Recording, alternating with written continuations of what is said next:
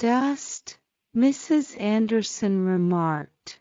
We're all just dustbins, first thing in the morning. In the grand scheme, you and I are about as unique as a collection of dust bunnies or a stack of paper plates. Everything we carry within of us is lost to the wind.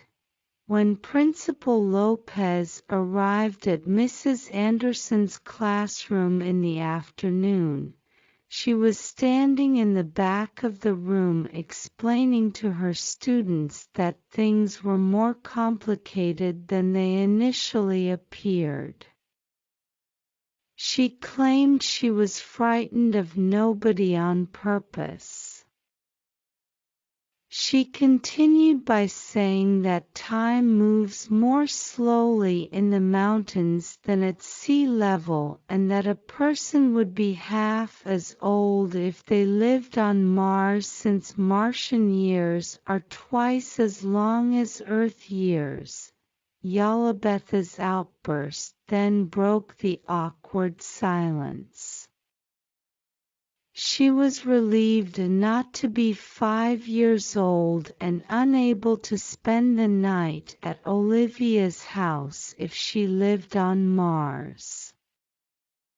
To Olivia's dismay, she kept visualizing her loved ones being sucked into a black hole. Olivia and her older sister Cassie argued about going to Disneyland after school.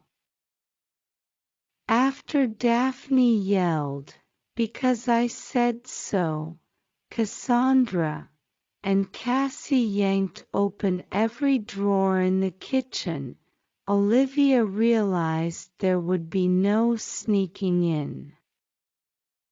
She got rid of pots and pans, placemats, measuring cups, spoons, forks, a cake knife, and 2 pizza rollers, neither of which Olivia had ever seen before. Exactly what are you up to? Daphne burst into tears. Whenever I want to. Whenever I feel like it. Daphne ran around the house frantically, looking for the missing cookware. Olivia disappeared into the living area. Before going on a search for camping gear, she dumped her backpack full of school things onto the couch. She left the garage and retrieved the yellow plastic flashlight under her father's workbench. She swiped a copy of Tiger Beat from a dresser in her sister Cassie's room, choosing an older issue in the hopes that her sister wouldn't realize it was missing. Olivia watched as her mother held Cassie down in a bear embrace from the backyard window. Olivia took advantage of the vacated kitchen by packing a 6-pack of very berry juice and a half-eaten stack of corn tortillas. Not locating the peanut butter, she had to make do with an apple and 2 individually wrapped pieces of American cheese. After that, she crammed a small quilt Daphne had made from old Rolling Stones t-shirts inside, and she tucked a pillow from her bed under her armpit. Olivia placed a note on the back of the front door on her mother's paper, reading, "Gone to recycling trek. I'd appreciate it if you could tell Dad that I need 1. My tent, 2. Some fresh AAA batteries, and 3. some peanut butter. I adore you, Olivia. Without her father's guidance, the walk around the recycling center and up the hill took much longer than usual. Olivia considered throwing away the juice boxes and maybe even the pillow, but she restrained herself and used up her supplies, save for the cheese, while relaxing at the San Francisco Bay viewpoint. Olivia thought she had misinterpreted Mrs. Anderson's lesson when she saw the sun disappear behind a wall of fog. Does time move more slowly or more quickly at the mountain's peak than on the lower slopes? Then she recalled that large objects, such as the earth, accelerate the passage of time while retreating from them by climbing a mountain, causing it to slow down. She couldn't recall the sun's role, or whether she was coming too close, so she was relieved when the dense marine layer permanently obscured the dull yellow orb. It can be difficult to determine when you have arrived at the peak of a hill.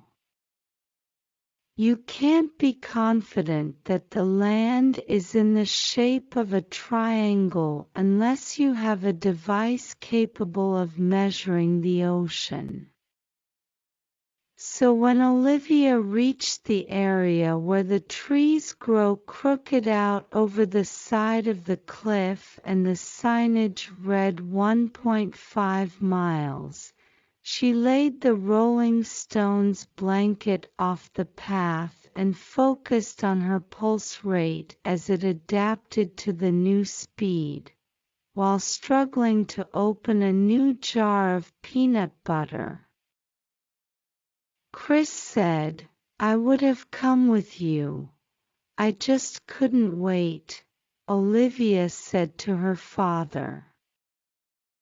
"At any moment, we might as well turn to dust down there." She scanned the outskirts of a distant marina, shaking her head at the harried boaters.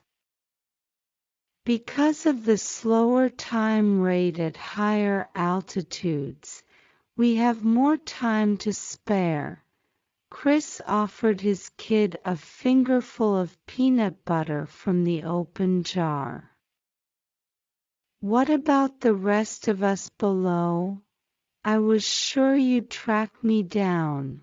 "Yes, you're right," he agreed.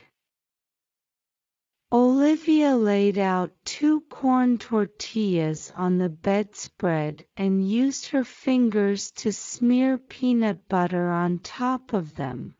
Her father comically rubbed his mustache. Olivia suggested that periodic trips back for supplies might be necessary. "It won't take long." "It would be great if Yalabeth and her family could join us, along with Cassie and her mom."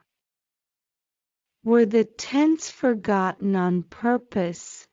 Chris's reply, "Because I can't wait until my dust phase," explains why he can't wait. Olivia's chin was twisted in an angry expression at him. Chris responded in all seriousness. "Just think of all the good times that dust can have." The question, "What's so entertaining about dirt? Are you serious?"